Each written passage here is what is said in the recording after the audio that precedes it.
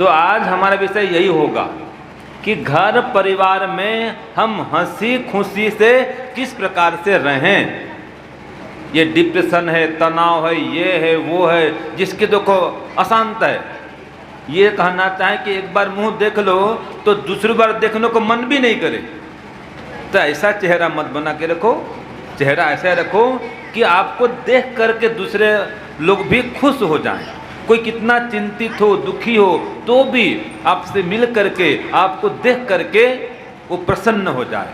ऐसा अपना व्यक्तित्व, ऐसा अपना व्यवहार, ऐसी अपनी वाणी, ऐसी मुखाकृति बना करके रखनी चाहिए। तो हम कुछ बिंदु पर विचार करेंगे कि किस प्रकार से हम घर परिवार में सुख शांति से रह सकते हैं, कैसे प्रेम पूर्वक आनंदमय हमारा जीवन चल सकता है। इसके लिए कुछ बिंदुओं पर विचार करेंगे।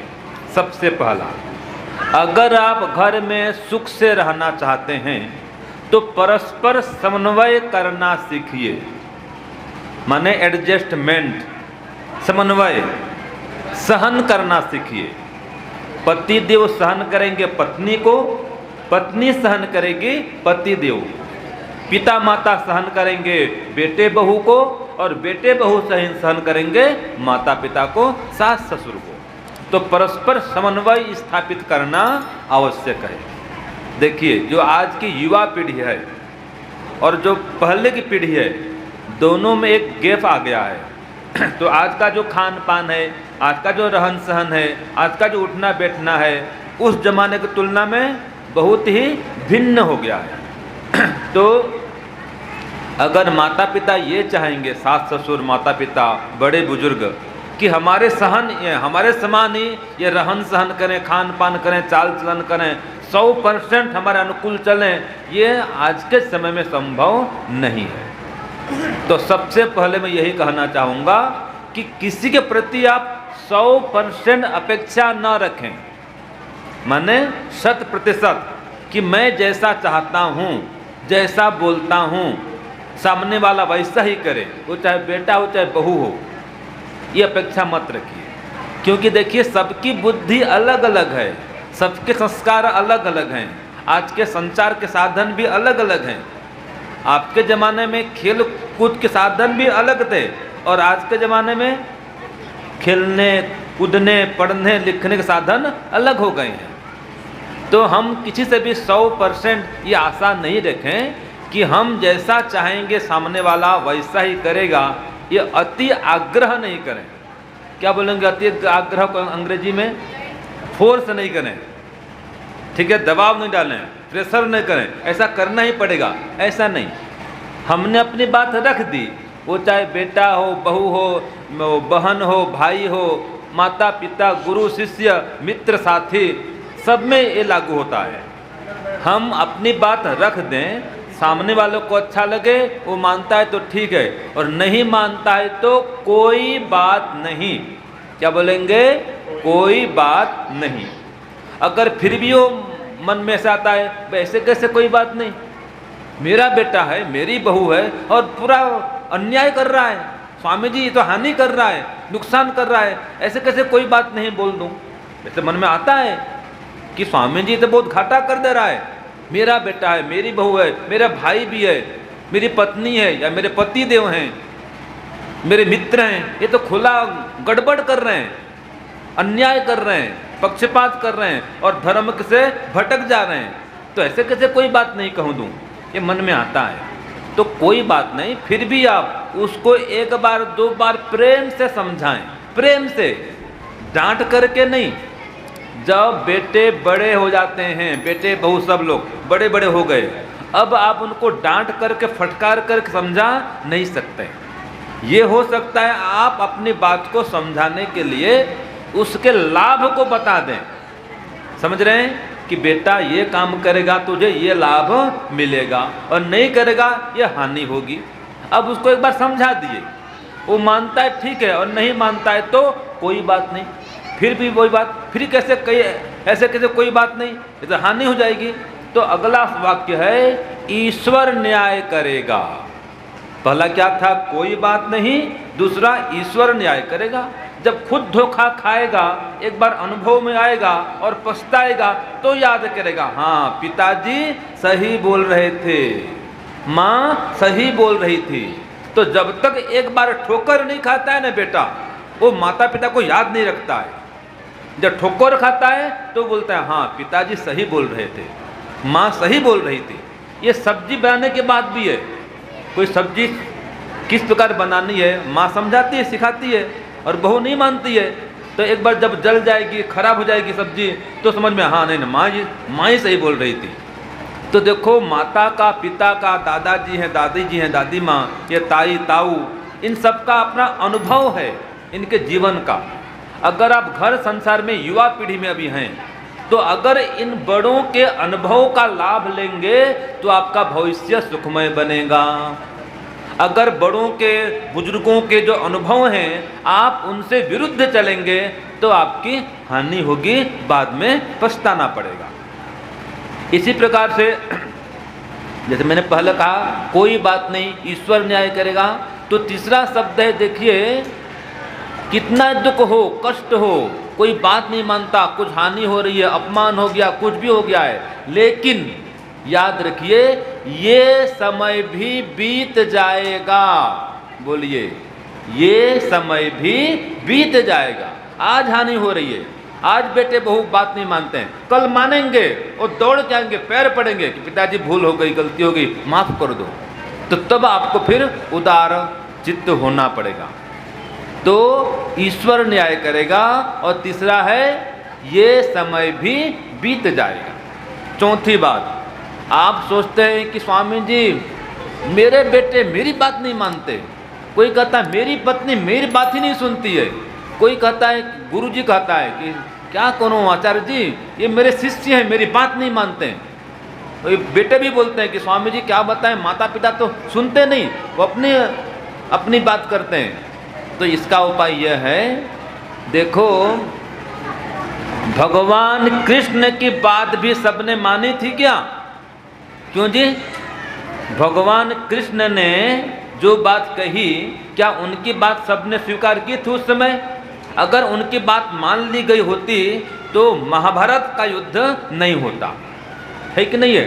तो महाभारत में आपने देखा कि भगवान कृष्ण की भी सारी बातें नहीं मानी गई। तो आप हम क्या हैं भाई? और आप सोचते होंगे कि मेरा अपमान होता है, मुझे लोग उल्टा पुल्टा कहते हैं, निंदा करते हैं, चुगली करते हैं, मेरी अवज्ञा करते हैं। ऐसा नहीं है, यह अनादिकाल से परंपरा चली आ रही है। भगवान कृष्ण को भी 100 गालियाँ पड़ी थी। कितनी गालियाँ पड़ी थी? गालियाँ 100। किसने दी थी 100 गाली? हाँ जी, शिशुपाल ने, उनके बुआ के बेटा था। बताओ, माने अपने लोग ही दुनिया में अधिक सताते हैं, अपने लोग ही दुख देते हैं, अपने लोग ही धोखा देते हैं, और अपने लोग ही बाद में काम भी आते हैं, अपने लोग ही बाद में सहायता भी करते हैं। दोनों बात है। खून चाहिए, अब ब्लड ग्रुप किसका मिलेगा? एक भाई का दूसरे भाई से तो मिलेगा। तो भाई भाई में कितना ही झगड़ा हो, बाद में दोनों एक होंगे ही होंगे, और सहायता भी भाई ही करेगा। इसलिए मंत्र आता है, सनो बंधु, कि वो परमात्मा हमारा बंधु है, भाई समान सुखदाई है। तो याद रखिए, आपत्ति काल में, विपत्ति काल में भाई ही याद आता है और भाई ही सहायता भी करता है, चाहे भाई भाई में कितना झगड़ा क्यों न हो। तो इसलिए कोई बात नहीं, कभी झगड़ा हो गया हो तो भी एक रास्ता आप खुला रखना कि मुझे एक दिन भाई से मिलना है। कभी पिता की बात आपने नहीं मानी थी, कोई बात नहीं, फिर भी ये रास्ता रखना कि मैं पिता के चरण में जाऊंगा, एक दिन जाना ही पड़ेगा। तो अपनों से तो मिलके चलना ही पड़ेगा और कोई रास्ता नहीं है। और अपनों के साथ में कोई अहम नहीं चलता है, घमंड नहीं चलता है। आप नाक ऊंची रखो, मैं बात नहीं करूंगा, पिताजी से मैं बात नहीं करूंगा। भाई तू क्या बात नहीं करेगा? वो तेरे पिताजी हैं, तेरे बाप हैं वो, तो उनके सामने कोई अहम चलता नहीं है। हमेशा देखो, बेटा कितना बड़ा हो जाए, कितना धनवान गुणवान हो जाए, अपने पिता से वो ऊंचा बड़ा महान नहीं हो सकता है। एक शिष्य कितना ऊंचा उठ जाए, आगे बढ़ जाए, अपने गुरु से ऊंचा नहीं हो सकता है। मोदी जी प्रधानमंत्री हैं, लेकिन जब अपने गांव जाते हैं, वडनगर गांव है गुजरात में उनका, तो अपने माँ को पैर छू के नमस्ते करते हैं। प्रधानमंत्री भारत के लिए हैं, लेकिन माँ के लिए तो वो बेटे हैं। वो भी माँ भी देखो, ले बेटा 100 रुपया रख, माँ बोलती 100 रुपया रख, वो देते हैं ना। अब प्रधानमंत्री है तो भी 100 रुपया रख बेटा, और वो रखते हैं मोदी जी। तो देखो, पिता की बात को आप माँ की बात को नहीं समझ सकते हैं। छोटी छोटी घटनाएं हैं, अगर इनको आप समझेंगे ना, आपका परिवार स्वर्ग बन जाएगा। उदाहरण के लिए, एक परिवार है, माता पिता हैं, बड़े बुजुर्ग हैं, बेटा बहू हैं, पोता पोती भी हैं, सब लोग हरा भरा परिवार है। अब एक परिवार है, बेटा बहू निकलते हैं बाजार जाने के लिए, मार्केट जाने निकलते हैं, पर्स पकड़ती है पत्नी, और बेटा भी सब पैसा पकड़ता है, सब मोबाइल पकड़ा, थैला लिया, दोनों चल पड़े। समय था लगभग 10 बजे प्रातः काल का, चल पड़े। अब कहाँ जा रहे हैं, कब आएंगे, क्या काम, कुछ बोल के नहीं गए माता पिता को। माता पिता बैठे हैं, अब 11 बज गया, 12 बज गया, 12:30 बज गया। अब माँ तो चिंता करेगी, रोटी बनी नहीं बनी है, साग सब्जी है नहीं है, बच्चे क्या खाएंगे, कुछ बोल कर गई नहीं है बहू। और 1 बजे आती है वो, और आके फटाफट जाती है अपने कमरे में, ड्रेस चेंज करती है, और फटाफट जल्दी जल्दी करके 2 बजे खाना बनाती है। ठीक है, ये एक परिवार है। एक परिवार वही हाल है कि बेटे बहू दोनों जाते हैं मार्केट में, माता पिता बैठे हैं, तो बोलते हैं पिताजी माताजी हम बाजार जा रहे हैं, हम 12 बजे आ जाएंगे। ध्यान से सुनिए, बेटा बहू क्या बोलते हैं कि हम बाजार जा रहे हैं, 12 बजे आ जाएंगे। माताजी आप सब्जी काट के रखना, आटा गूंथ के रखना, मैं आऊँगी तो एकदम तुरंत ही रोटी पका दूंगी और सब्जी कर दूंगी, सब मिलकर खाना खाएंगे। अब चले गए, 11 बज गया, 11:30, 12, 12:15 भी हो गया, लेकिन माता पिता को चिंता नहीं है। उन्होंने कह रखा है कि मैं हम 12 बजे आएंगे, 10 मिनट लेट से ही। अब आए तो पहले माता पिता पास बैठते हैं, बैग खोलते हैं, देखो माता जी मैं आपके लिए ये सामान लेके आया हूँ। बेटा बोलता है पिताजी आपके लिए, या आपके पोते के लिए, या आपके बहू के लिए, जो भी सामान लाए थे पहले माता पिता को खोलकर दिखाते हैं। फिर माता पिता खुश हो जाते हैं, फिर सामान रखते हैं, और माँ क्या करती है, वो सब्जी काटने के दूर रही, सब्जी काट करके, सब्जी बना करके, रोटी तैयार करके रखती है कि बेटे वो आने में देर हो जाता है। फिर सब माता पिता पोते और पिता पत्नी बेटा माता पिता जो भी घर में, सब मिल करके खाना खाते हैं। बताओ कैसा घर है ये? दोनों में से कौन सा घर में स्वर्ग है बताओ? ये बाद वाले या पहले वाले में? बाद वाले में। तो देखो, माता पिता का सम्मान आप करोगे ना, ईश्वर आपका सम्मान करेगा। जो माता पिता को, बड़ों को खुश रखता है, उसको ईश्वर भी खुश रखता है। तो इसलिए उनके अनुकूल चले, और कभी भी ये मत सोचें कि मैं पिताजी से बड़ा हो गया, अब क्या पूछना पिताजी को, ऐसा नहीं है। कई बार ऐसा होता है कि बेटा तो बहुत चाहता है पिता माता को, और बहू के लिए कर नहीं पाता है, बोल भी नहीं पाता है, सह भी नहीं पाता है। एक घटना बताऊं, गांव का पिताजी था, पिता गांव का, बेटा भी गांव का था, शहर में नौकरी करता है। तो बेटे बहू और 2 बच्चे वो शहर में रहते हैं, और पिता माता गांव में रहते हैं। अब तनख्वाह के लास्ट का समय है, तनख्वाह मतलब वेतन, आप क्या बोलते तनख्वाह को? वेतन, तनख्वाह। तो वो लास्ट समय था, अंतिम था समय, अब वेतन आने वाला था, आया नहीं था। तो पिताजी पहुंच गए शहर में बेटे पास में। अब देखती है बहू कि पिताजी आ गए।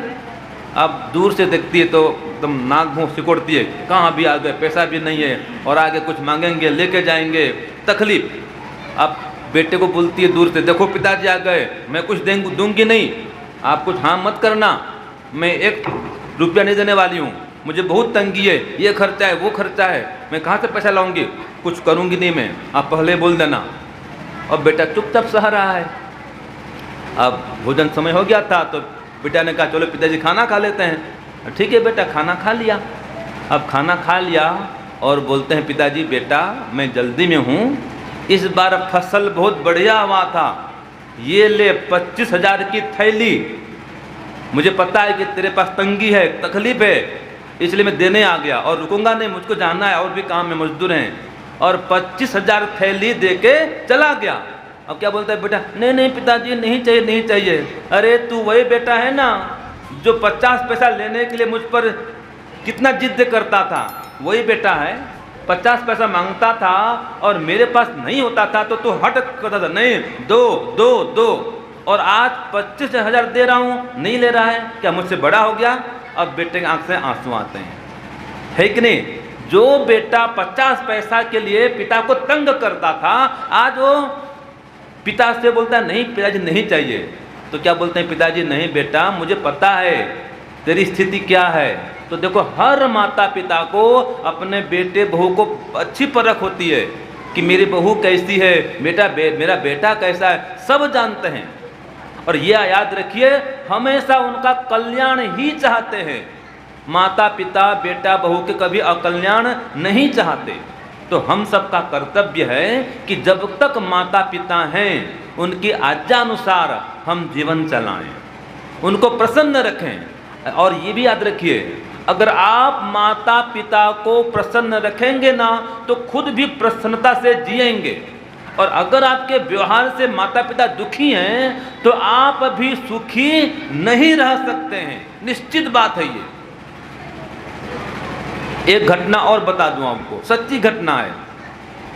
जब मैंने घर त्याग किया था आज से लगभग 20 साल पहले, तब हमारे समय क्या था, हमारे समय में हम पढ़े रोजड़ में जी, तो घर में कोई संपर्क नहीं, कोई फ़ोन नहीं, उसमें तो मोबाइल था भी नहीं, तो कोई फ़ोन नहीं, लैंडलाइन में कोई पत्र व्यवहार कुछ नहीं।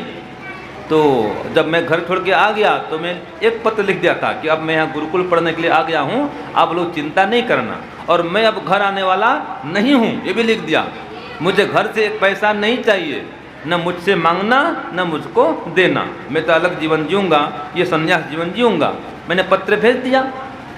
अब देखो कई साल के बाद में, जब उसमें नया नया मोबाइल आया था 6-7 साल के बाद में, तो पिताजी ने मुझे फ़ोन किया। मेरे पास तब मोबाइल आ गया था गुरुकुल की ओर से। तो हम तो घर में बोलते थे उड़िया, मेरी मातृभाषा उड़िया है।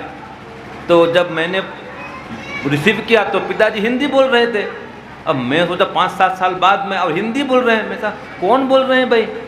मैं कहा आप कौन बोल रहे हैं, क्यों हिंदी बोल रहे हो आप? पिताजी कभी हिंदी बोले नहीं, उड़िया बोलते थे हमेशा।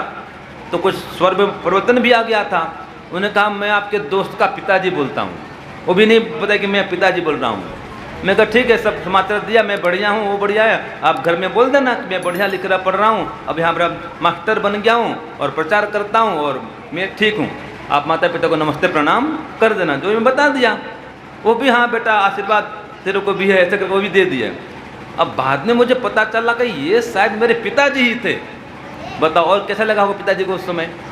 फिर जब बाद में कई साल बाद में मैं गाँव में गया, घर जाता नहीं था तो घर नहीं गया, मैं बाहर में मिला, तो लोगों ने कहा कि जब आप घर से चले गए थे तो माताजी कितने साल तक रोती रही थी। तो मुझे भी ऐसा अनुभव हुआ जब मैं पढ़ता था कि जब माँ को कष्ट है ना तो मुझे भी इतना सुख चैन नहीं था।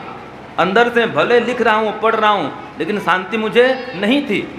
और जब माँ मुझे देखी कि विद्वान बन गया है बेटा, तो मुझे कहती मुझे बेटा एक बार हरिद्वार लेके जाना आप। मैं कहा माताजी मैं लेके जाऊँगा, अभी मेरे पास पैसा नहीं है तो मैं पढ़ के निकला हूँ, जब पैसा होगा आपको ज़रूर मैं हरिद्वार ले जाऊँगा। हरिद्वार और शांति कुंज उनकी इच्छा थी। मैं कहा ठीक है ले जाऊँगा, बाद में लेके जाऊँगा। तो तब माँ खुश हो गई कि बेटा इतना बड़ा विद्वान हो गया है और इसका नाम हो गया है, प्रचार करता है। तो माँ की खुशी से मुझे अंदर से खुशी मिली, माता पिता दोनों खुश हो गए कि बेटा विद्वान बन गया है। अब फिर मुझे सम्मान मिला, टंकारा में 25,000 का सम्मान मिला अच्छे काम से। तो मैं कहा ये सम्मान तो माता पिता से मुझे मिला है, उन्होंने पढ़ा लिखा बड़ा किया था, ये सम्मान उनके लिए अर्पित है। फिर मैं फ़ोन किया कि मैं आपको लेने के लिए आ रहा हूँ और आपको हवाई जहाज़ में लेके जाऊँगा। माता पिता खुश, तो इतने खुश हुए माता पिता, उनको पहली बार हवाई जहाज़ में ले गया, दिल्ली बुलाया, फिर दिल्ली से वहाँ साथ में गए, हम साथ में दिल्ली आए थे, मतलब हवाई जहाज़ में ही।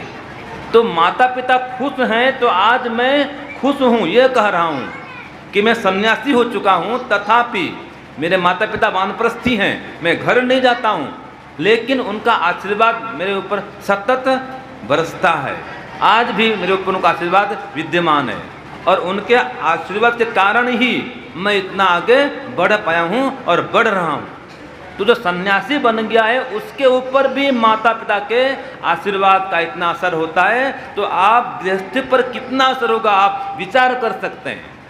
और आपकी उन्नति में याद रखिए, आपकी जो भी उन्नति हो रही है वो हुई है, उसमें से मात्र और मात्र 2% हिस्सा आपका है।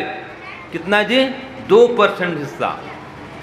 और 2% हिस्सा उसमें माता पिता का भी है, 2% हिस्सा गुरुजन का भी है। कितना हो गया? 2 आपका, 2 माता पिता का और 2 गुरुजन का, और 2% किसका है? समाज वालों का भी है। अब कितना हो गया? हाँ जी, 8 हो गया। 2 आपका, 2 माता पिता, 2 गुरुजन और 2 आपके मित्रजनों का, समाज का, और 2% अदृश्य सहाय करने वाले, अदृश्य जो आपको जानते भी नहीं है, कोई कपड़ा बुन के दे रहा है, कोई घड़ी बना के दे रहा है, वो भी सहायता करने वाले हैं, 2% उनका है।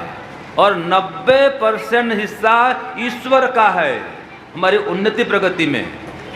तो अपना केवल 2% है, और हम क्या समझते हैं 98% हमारा, 2% सबका है। तो ऐसा नहीं है। आपकी उन्नति में सबसे प्रथम हिस्सा माँ का है, पिता का है, फिर गुरु का है, फिर समाज का है, और ईश्वर का तो है ही है। तो इसलिए सबके प्रति आप कृतज्ञ होवें, कभी कृतज्ञ बन करके न रहें। हाँ, तो बस अंतिम में चलता हूँ अभी। तो सार ये निकलता है कि अगर आप अपने गृहस्थ को सुखमय बनाना चाहते हैं, तो एक तो अहम को नष्ट करें, अभिमान को नष्ट करें, मैं बड़ा हूँ, मैं सबसे बड़ा हूँ, ज़्यादा जानता हूँ, ये हटाएं। विनम्रता पूर्वक, सरलता पूर्वक, मधुरता पूर्वक वाणी व्यवहार करें, सहनशीलता बढ़ाएं, और आपका जितना खर्च है ना, उस खर्च के आधार पर जितना आय है उसके आधार पर व्यय करें। अगर आय कम और व्यय ज़्यादा तो आपको नुकसान होगा, हानि होगी, दुख उठाना पड़ेगा। अभी देख रहा था मैं, आपके वहाँ से आए हैं ना लोग, कहाँ से आए हैं? आपके फैक्ट्री से लोग आए हैं ना। मैंने कहा कर्मयोगी आए, कर्मयोगी, वर्कर नहीं। वो कौन है? कर्मयोगी हैं। और उन्होंने भी 50-100 का दान दिया है, मैंने देख रहा था। तो ये भी याद रखिए, जो दान है वो सुख का कारण है। दान क्या है? सुख का कारण है। और मरने वाले का साथ ही दान ही होता है।